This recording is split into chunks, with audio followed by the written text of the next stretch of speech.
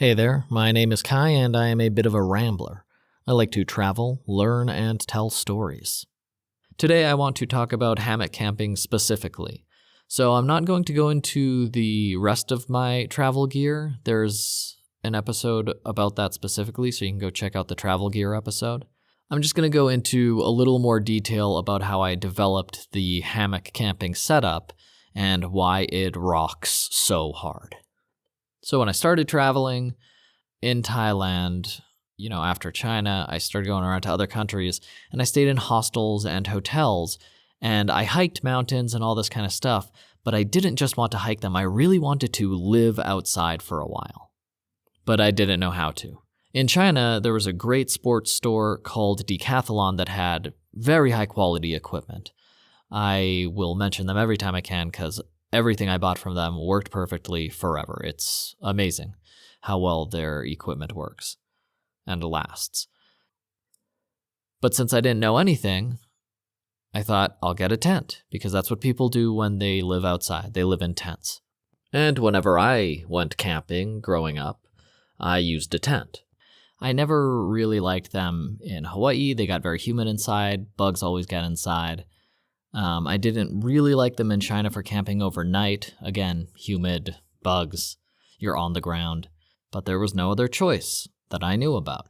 So I took one of my tents, and I don't know how I fit it in my bag, but I did somehow. And that came with me to Oktoberfest, which was fine. And then after we almost fell off a mountain in a car whose brakes broke at the top of the mountain, we made it to Austria, and I got to use my tent the first time in this campground. There were RVs and other tents set up, and I set mine up, and it's nice to have a private space, but other than that, I had all the same problems. It was pretty humid inside, bugs still got in, and the biggest problem for me was that when I got out in the morning of the third day when we had decided to move on, I started to take down my tent, lift it off the ground, and realized the entire bottom is covered in a small 1/4 inch of mud or so. But everywhere that I had been lying on, the ground got more moist and touched the bottom of the tent, and now that was caked. And so it was either going to mess up the stuff sack for the tent, it was going to mess up the tent itself and get dirty. I didn't want any dirt on the inside of it, but of course there's already dirt on the inside of it. Your shoes or boots or your jacket or whatever. But there was a mat of it on the underside, like a creeping mat of lichen colonizing the bottom of my tent, except it was mud. And so I had to get that off, and that was unpleasant and took a few minutes, which I don't want to waste. So I finally got it all packed up, but after I had to deal with the mud and thought to myself, every single time I use a tent and I leave a place, I'm going to have to clean off the tent. Because Austria was pretty dry. I was on gravel, but because I was also on dirt around the gravel and I was in contact with it, the dirt became mud, and then I have to clean it off before I can pack it up and take it to the next place, because I don't want everything in my rucksack to maybe get dirty at any moment, especially every single time I sleep. Every time I go to bed, I don't want to think, great, I have to clean something in the morning. So I had to find another option. And I didn't really think of it until I got to the next country in Italy, because I think I stayed in hostels a couple times. I basically just tried not to use the tent, although I did have to a couple times while I was backpacking, because I wanted this to be a backpacking trip. But when I got to Italy, I set up my tent, and I set up my hammock next to my tent on a couple of trees nearby my tent space, and just hung out in it, and more than half the time I fell asleep overnight in the hammock rather than the tent itself. The hammock was just more comfortable than lying on the ground, and much cleaner. It was easier to set up. I mean, maybe not, this was a 1-second instant tent, so you just take it out of the stuff sack and let it go, and it pops itself into the shape of a tent. It has the plastic preformed bars and everything. So the tent could make itself set up. But putting that tent, like collapsing it back down, cleaning it off, and putting it back in the pack where it took up quite a bit of space, definitely took longer than taking out the hammock, tying 2 knots on a tree, putting down the hammock, taking out the knots, which are quick tie and take 30 seconds to knot, if that. Very simple to set up and take down, and it never got clean. So the time was reduced to a couple of minutes to set up and take down my hammock. And I didn't have to clean anything. If I did clean it, all I did was flip it over, shake it, and most of the dirt flew aside. And I could wash it because it was a fabric if I ever wanted to wash it. I could just throw it in a washing machine. Couldn't do that with the tent. So when I went to the next country, Ireland, I stayed at a hostel, but when I left Ireland and decided to walk from Dublin to Cork, I decided not to take the tent with me. I thought, it's so much trouble. I'm not enjoying it at all. It's taken up a ton of space, and I just left it for them and told them to give it to the next person who needed it. And there are nice people when you're traveling who will help you and give you things, and if you don't need whatever you're using or don't want it, leave it at a hostel or give it to someone else who wants it. They'll greatly appreciate it. You'll get some of that good karma. It's nice to help people. So that is how I became a hammock camper years and years and years ago, and I never stopped hammock camping.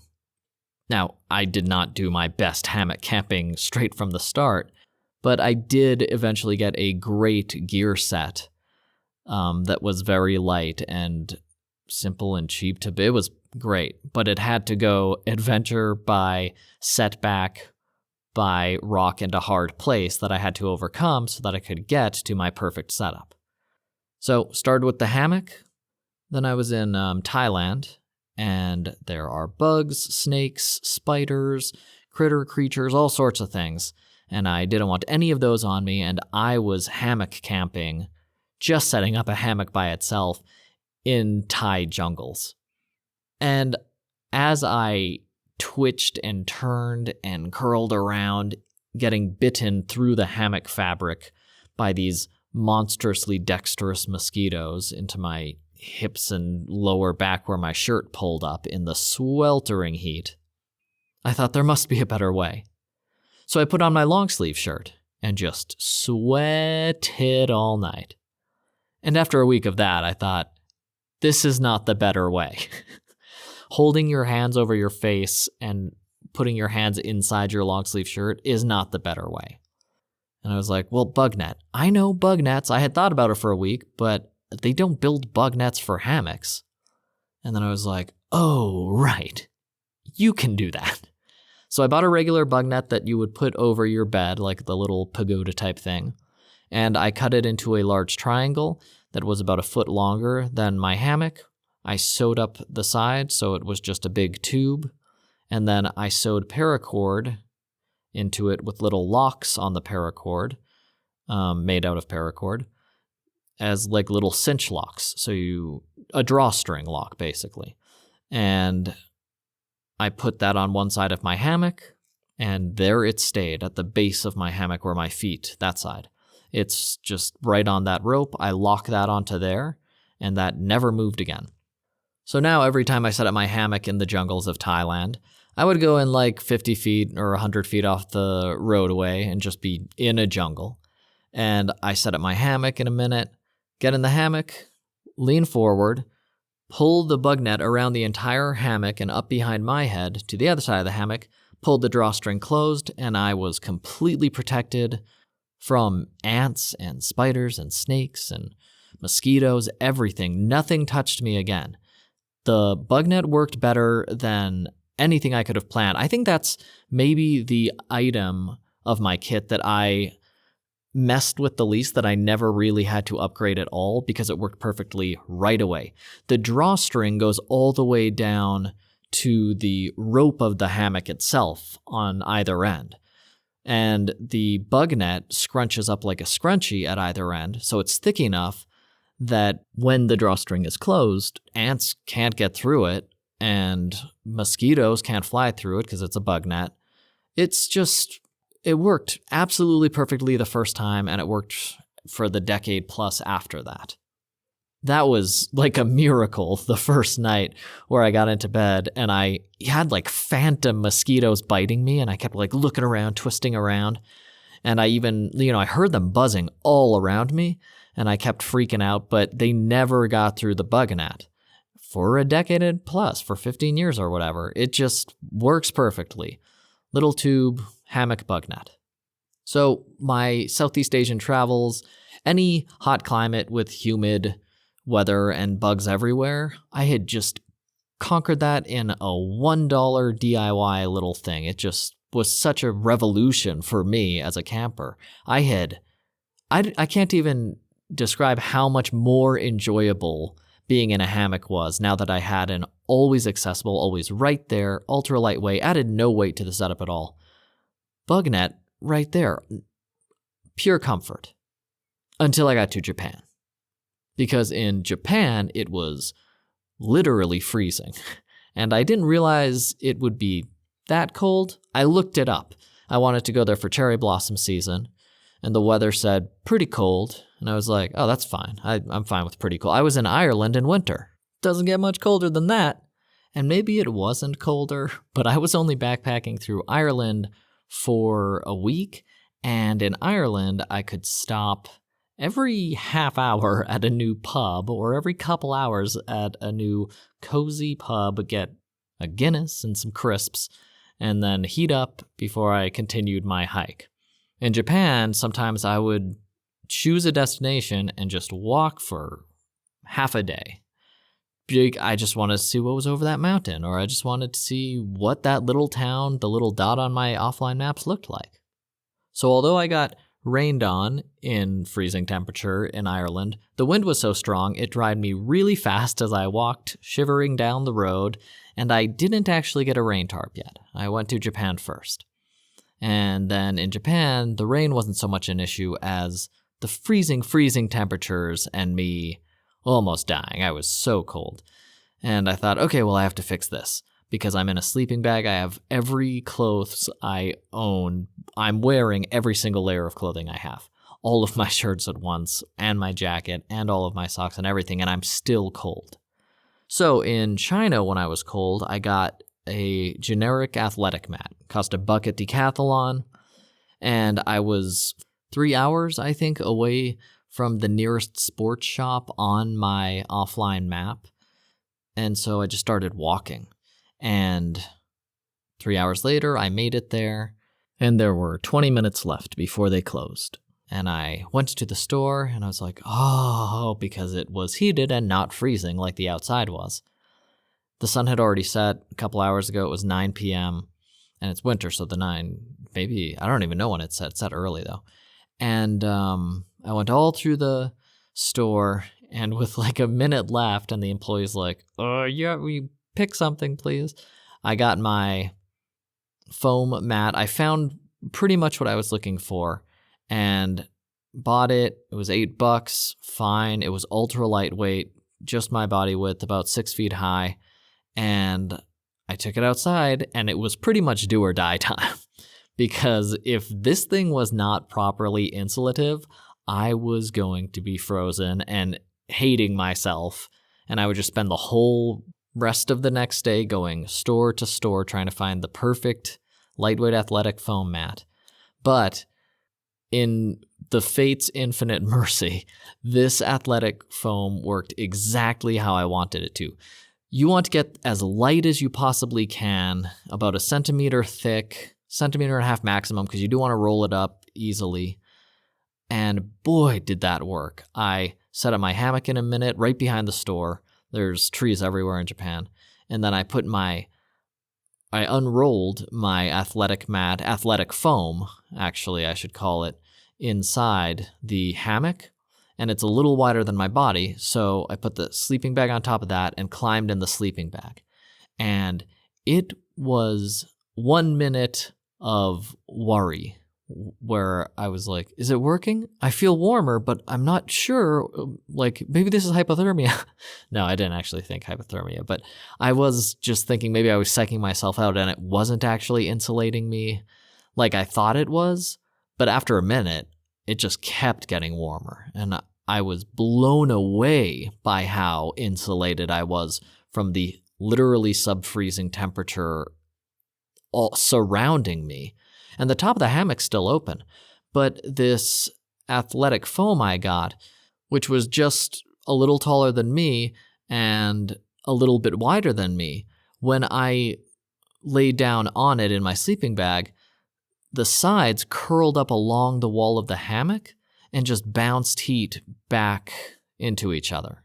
So all of my heat, it felt like all of my heat, none was escaping this foam and was just bouncing right back at me. I felt so warm I had to take off all my extra layers and unzip my jacket and just luxuriate in the warmth. I even unzipped the sleeping bag a little bit and opened up the face hole because it was so instantly warm. I couldn't believe how comfortable it was. And I passed out that night and didn't wake up until 10 a.m. or something the next morning, and I went to bed at 10. So I slept a good half a day straight because it was so warm and comfortable inside this cocoon, and I hadn't had a good night's sleep in the week I was in Japan. I was having a very fun time during the day and very fun time hiking when I was warm and hiking.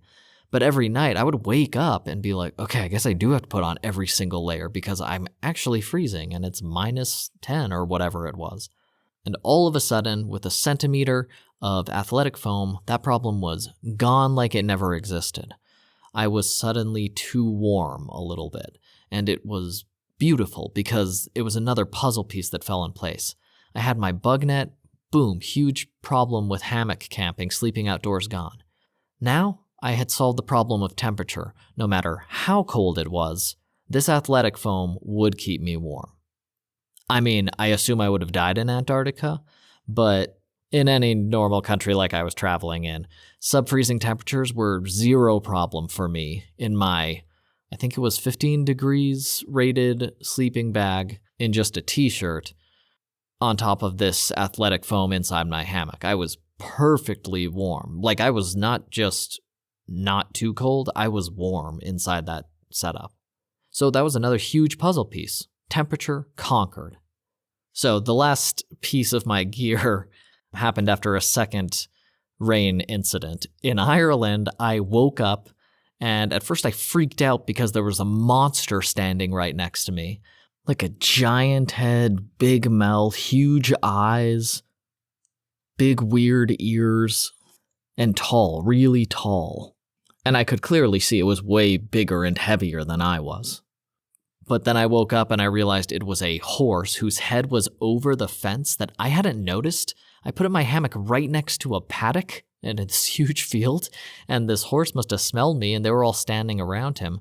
And this giant horse was like leaning forward and sniffing me or like looking at me. And that's what I woke up to, a giant horse head a few feet away. And kind of froze and freaked out. But then I realized it was a horse, and there was a fence between me and it, and I was okay. And there were a half dozen other horses standing behind that first one right next to the fence, and all of them behind him were also staring fixedly at me in the hammock.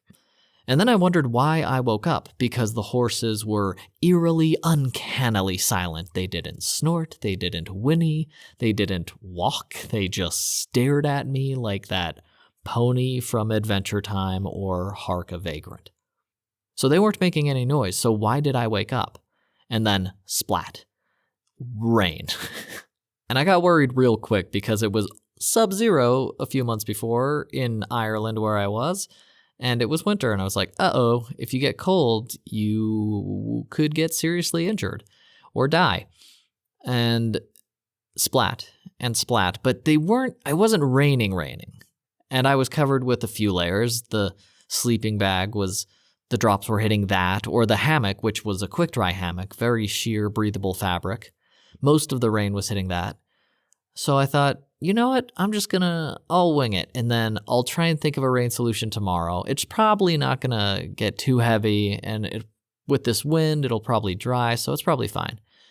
And that denial worked for like 20 minutes as the rain steadily increased minute by minute. And I was like, okay, so like my pants are getting wet now, but if it stops, I'll be fine the rest of the night.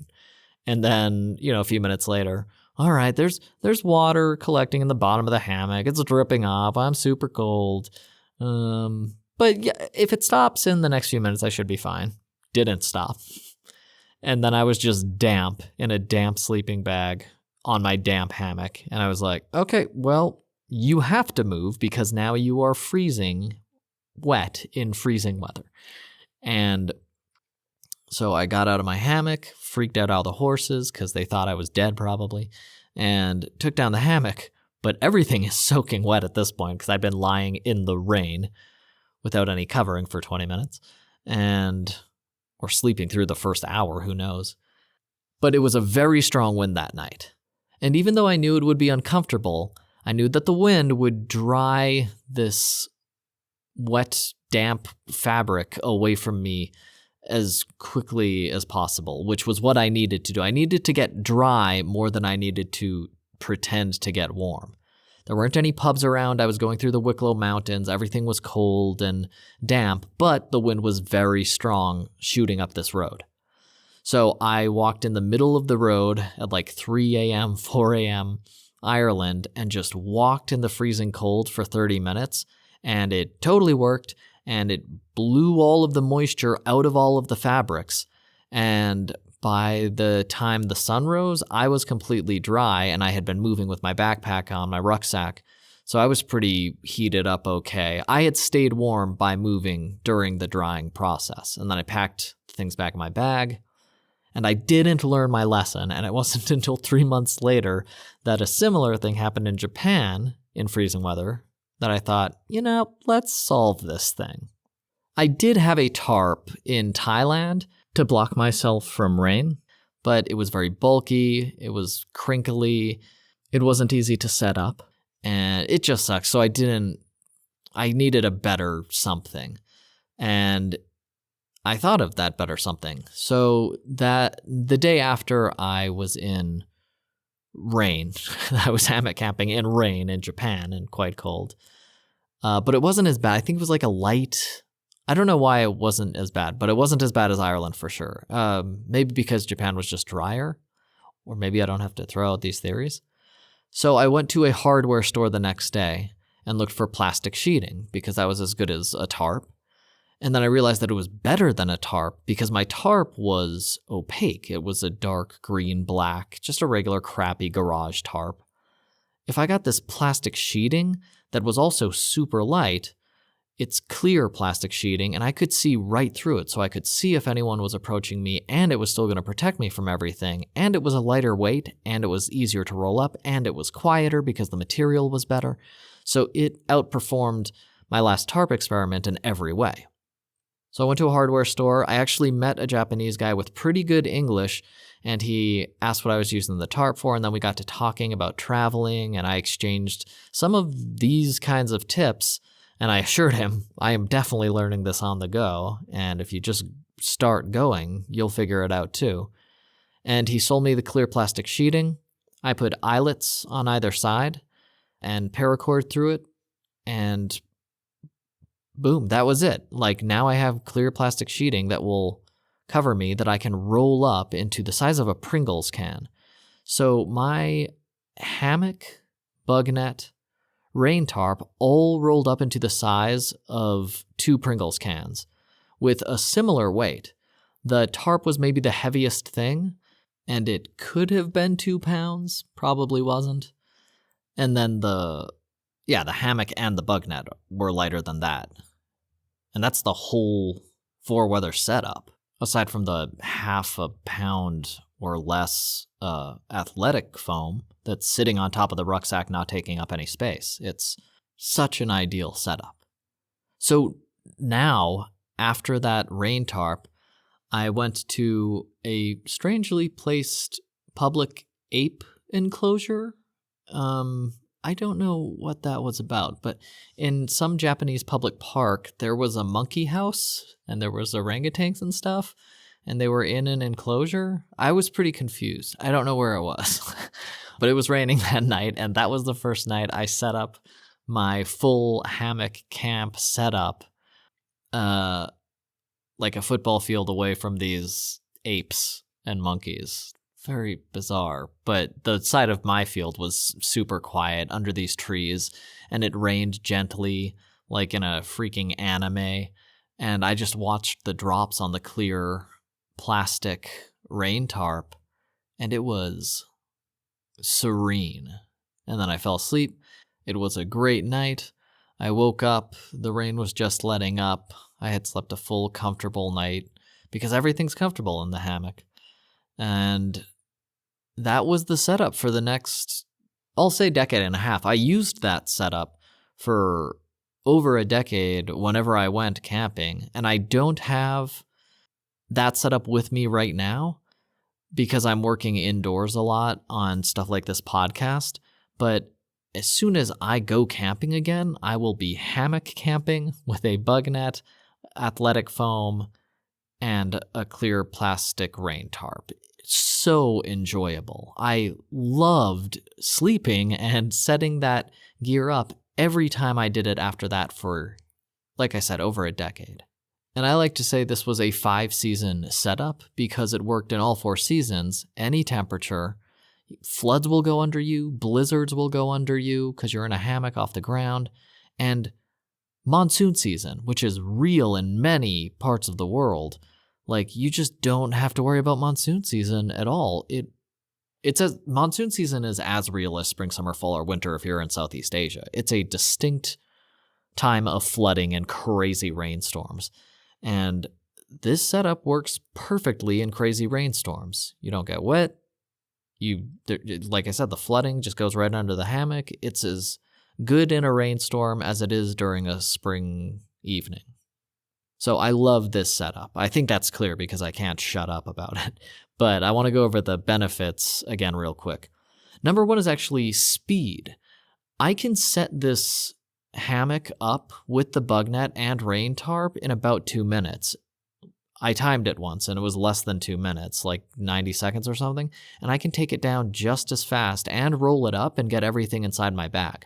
They're just these hammock slip knots that I don't know the official name of. You go around the tree, you wrap the end of the rope around the knot end of the rope 3 times, and then make a slip knot, pull it. I've never that's as strong as it gets. That knot will stay in indefinitely. But you just pull the end of the rope in the morning, comes right out. So it's so easy and fast to set up and take down. I love that. Because if I woke up and it's suddenly daytime, I didn't realize I overslept, and now this place I thought wasn't so busy. I'll give you a perfect example. I slept in a divine cherry blossom orchard in Japan, and it was so quiet and beautiful, and the petals were actually falling on me at night. I just decided I would get up really early and pack up, but I wanted to sleep in the park tonight. And then I startled awake at like 9 a.m., 10 hours later, pretty far later. It's always a comfortable sleep. And I was surrounded by Japanese people taking pictures and cosplaying and eating snacks. And I was like, overslept by 3 hours. And I rolled out. And instead of this awkward tent packing up everything, taking down a hammock looks pretty elegant. I pulled 2 strings, and there's the rain tarp, roll it up in a second, put it in my bag. Pull 2 more strings, hammock's down, roll it up, put it in my bag, done. Less than a couple minutes, completely gone, no marks on the trees. I'm out of everyone's way, and they can pretend to be elves in cherry blossoms. There is a lot of cosplay in Japan, and it's always cool to see in real life. It was still the beginning, so it wasn't like heavy season, but there were a lot of blossoming trees all around me, and I just spent all day walking through looking at all the trees with all of the other Japanese tourists.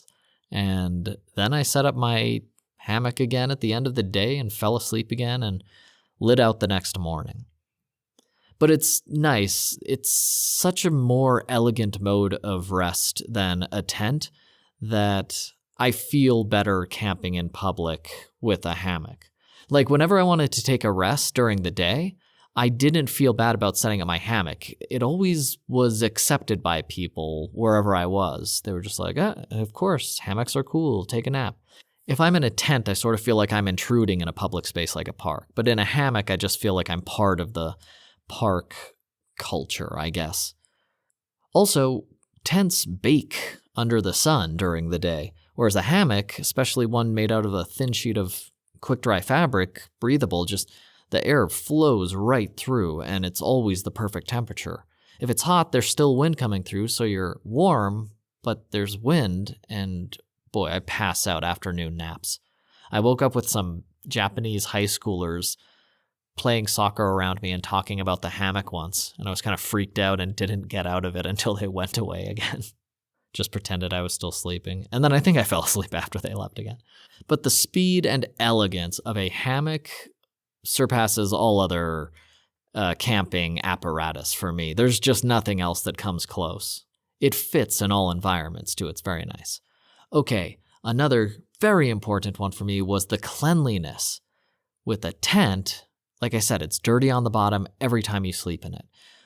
If you step inside, or even if you don't step inside and leaves blow in or anything gets in, bugs are going to get into a tent. I've never been in a tent and bugs don't get in. Whatever reason, if you step inside anything, tents get dirty so easily and they're so difficult to clean out. You have to sweep them, which is crazy, or you have to pick up the tent and shake it out, which is crazy. Whereas, more elegantly, with a hammock, you flip the hammock over so the top side is facing the downside and then shake it a few times. And almost everything is out. And it takes a second to do. It's such an easy way to clean it. And it's a fabric, so if you want to deep clean it, if you spill your beer on it that you have with you because you made a DIY beer holder on your hammock rope, you can just throw the whole hammock in a washer and it's perfectly clean again afterwards. You don't even have to dry it if you don't want to or don't have access to dry. You can wash it and then hang it up and it's going to be dry after a couple hours. So keeping your sleeping setup clean, which I think is crucial anyway for comfort and just hygiene, and comfort is more important to me, to be perfectly honest. Way easier and more elegant with a hammock. Stealth camping. Okay, if you're in a tent, it's legal to camp in a public park, but it doesn't look cool. You're in a tent. If you're in a hammock, it looks cool. It looks normal. And get more stealth-wise than this, so you're not just accepted, but people don't actually know you're there. If you're in a tent, it's a big round bubble on the ground. It looks weird. It doesn't look natural. It's big. Even the two-person tents are pretty big. In a hammock, it's just one line going across. And you would think that the one horizontal line among all the trees stands out, but boy, it does not. It's so difficult to see. And the Decathlon Quick Dry Breathable ones, they're this perfect teal that just melts right into any forest. Oh, maybe because rivers are more blue and they're sideways, so maybe that's why people don't notice. But it's so much easier to stealth camp with this hammock because it's much smaller, much lighter. It just doesn't intrude on the area as much as a tent does. So stealth camping is way easy. And you don't need to find the perfect square footage on the ground that lets you put down your tent or whatever. All you need is line of sight between two appropriately spaced trees, and that can be, 3 meters apart to 6 meters apart, depending on how long your cord is. You have a good range. It's much easier to find a spot to put your hammock and stealth camp anywhere you want than it is to stealth camp with a tent where you have to find the exact perfect spot that's level on the ground and all this kind of stuff. You do the leveling in your hammock however you want. It's just a way better stealth camp setup. Ultra lightweight. The lightest tent, I know there are crazy ultra lightweight tents for a few $100s, but my whole setup is like $30. The hammock's less than 20. The tarp is less than 10. And the bug net is $1. So you have this whole ultra lightweight setup, less than a couple pounds in total, that will last for a decade. I can attest to that. And it costs you almost nothing. It costs you $3 per year, something like that. It's just such a cheap setup and very easily accessible. All these materials are everywhere. You don't have to wait for the specially crafted ultra lightweight tent, whatever. You get whatever comfy hammock, whatever comfy bug net, and Home Depot plastic sheeting, and you're done. It's all of these materials are everywhere. You can get them, they're cheap, you can make them how you like them, which leads us to comfort. This is the most comfortable setup for sleeping I've ever been in. I've rented whole houses to myself. I've lived in cabins in the jungle, which I really like. I've had exclusively memory foam mattresses when I have my own place or I'm RV camping or car camping. Like, I like memory foam mattresses, but to fall asleep, for my prone body to relax, a hammock beats it every time. And a hammock with a piece of athletic foam on there to radiate the heat back on me and just give a little bit of cushion is heavenly. It's seriously, literally the most comfortable sleeping arrangement I know of, still today. And I've been sleeping in beds for months now since I stopped camping full time. But boy, do I miss sleeping in a hammock because it's just the most comfortable sleeping arrangement for me. Ooh, the compactness of it is really good too, because if you're backpacking through a bunch of different countries, you don't want to pay to take your tent through, like, baggage fees are pretty crazy these days. Like, you almost never get free baggage anymore anyway. But I always carry on, even when I had my backpack full of all of my camping gear. Like I said, it's the size of 2 Pringles cans. It weighs about 2 pounds for everything. Maybe 3 pounds, but less than 3 pounds for sure. And I can carry on my rucksack on every single airplane I've ever been on and go to the next country. So I don't have any fees with that, and I don't have to worry about my bag getting lost, which I used to check my bag and I didn't like it, and it was lost before. I was going to list the countries I hammock camped in next, but it's easier to list the ones that I haven't hammock camped in because I camped in almost every single country and set up my hammock all the time because it was great. So I don't think I hammock camped in Morocco because I was mostly in the Sahara Desert when I was not in a hostel and there's literally no trees out. Nope. I hammock camped in Essaouira, actually, a little town, surfing town near Casablanca. They had a little copse, a little forest of trees next to the town, and I did hammock camp there, so never mind. But the point is, public camping laws are weird in a lot of countries. Legal in Ireland, legal in Japan, semi-legal in some parts of the US, like weird all around. But wherever you're going to camp, a hammock is just about the stealthiest and most culturally accepted mode of sleeping arrangements in public. It just looks more normal than everything else, and it's a lot smaller footprint, so yeah, it's more discreet.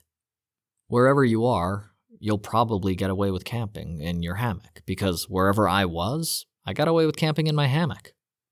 I lived in this setup for maybe a year, because 3 months in Taiwan in the hammock, 3 months in Japan, 3 months in Vietnam, and many months here and there. Yeah, so for at least a year of my life, I was sleeping exclusively in a hammock, and it was great, and just talking about it now makes me kind of want to start camping again. Maybe I will. Maybe in between these podcasts, I'll take like week breaks and just go hike for a week and live in a hammock because it's so comfortable. I have to go find a sports star. All right. I'll think about that off mic, so I'll catch you all on the flip side. Actually, let's close this out. Oh, you know what else hammock camping is really cool for? Bike packing. I bike packed through Vietnam those 3 months I was there, and I was hammock camping. So you just put your bike far enough off the side of the road into the trees that no one will see it, set up your hammock, good to go. And you can go, tens of miles a day or 100 miles in a day, and then just pull over into the forest, put your bike back there, and fall asleep. I think for this one, I'm actually going to recommend, if you have the chance, go to Decathlon. It's the best sports store I've ever been. Like, the material that they build everything with is great. The clasps are great. I saw that the prices have gone up recently, but the material and construction and build quality itself seems consistent. So whatever you're paying, it's going to last for a very long time. So I'm just going to go over a few prices of my favorite products from that store. And if you're in anywhere in Asia or Europe, there's a Decathlon near you. Even there was some in Morocco. So they're all around. They're basically just not in the States. I don't know. I'm assuming some corporate bullshit went on in Sports Authority or Dick's. Someone blocked them. But it's a fantastic store. Oh, you know what's really good proof of this? My rucksack, the exact same model, the 40-liter gray one with blue highlights, I have seen that exact same one, and they don't make that model anymore. So everyone else, like me, has like-new looking rucksacks that they're still taking around 10 years after this model was discontinued. And it still holds up great, like we're all still using them. That's how good their rucksacks are, and their other stuff is too. It just lasts forever. I saw one the last time I was in the airport. Like every time I see one, it's shocking because I've had mine for 15 years and it still looks great. Even the buckles, none of the buckles have broken or anything. It's crazy. And every time I see someone else with the exact same backpack, I'm like, hey, backpack buddy, rucksack pal. So let's see how much their rucksacks are now. So I got a 4-class 50-liter 15 years ago. Still looks new, still functions new. It's great. It looks like they're not on sale for $70 right now. But the bag, other than the color, which is all black, which I don't like as much as my gray with blue highlights, looks identical in function. And the reviews are great for this. It's 5,321 reviews, 4.6 out of 5. And I just looked at the 1-star reviews and they're like, this bag is too heavy. It weighs 2.5 pounds. And it's a 50-liter backpack, buddy. It's not too heavy. Yeah, I feel like these people are complaining about non-issues. Or maybe they didn't even get the bag and are just complaining for the sake of it. So I got mine for $35 or something in China. There was a sale going on. On retail, this one's twice as much. But I spent $3 a year on this bag that is still going strong. I still use this as my only luggage everywhere I go. So if you get it, it'll be $6 a year instead of $3 a year for the best travel backpack I have ever used at all. It's so great. I don't get sponsorships, by the way. All these things at the end of the episodes I do, I'm not getting paid for any of this. It's just, this is a product I recommend because it has worked for me so well. And if you like camping, this bag is the bag to get. Or a similar bag like it from Decathlon. I mean, the bags there are all great. This one is just super lightweight, pretty big, can fit everything you need to take. It's a great bag. Let's check the hammocks. The price of the hammock, which has like 4.8 out of 5 with 2,057 reviews, is $24.99 right now at retail. I got mine on sale, I think, for $10 or $12, something like that, very cheap. But again, it lasted 15 years. It's not gonna break. It looks like the exact same. It's fold up, super lightweight. I can't recommend this hammock enough. It's so comfortable. So yeah, those same products that I bought 15 years ago are still working with 4.6 and 4.8 out of 5 with thousands of reviews behind both of them at a cost of a couple or few bucks a year for something that's going to last. I don't know how long they last because that rucksack is practically new and it's been a decade and a half.